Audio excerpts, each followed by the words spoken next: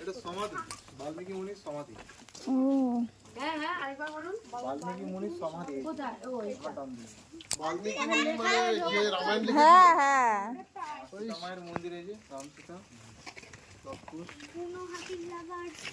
বাহ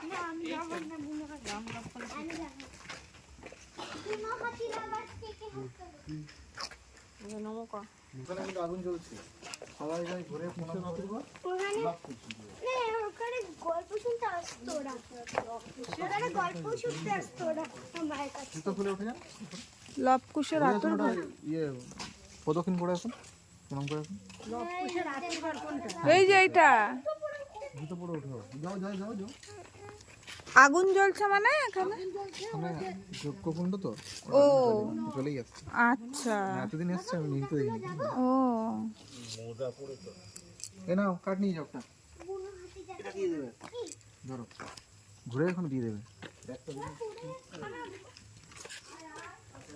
সাইডে পুরো 4টা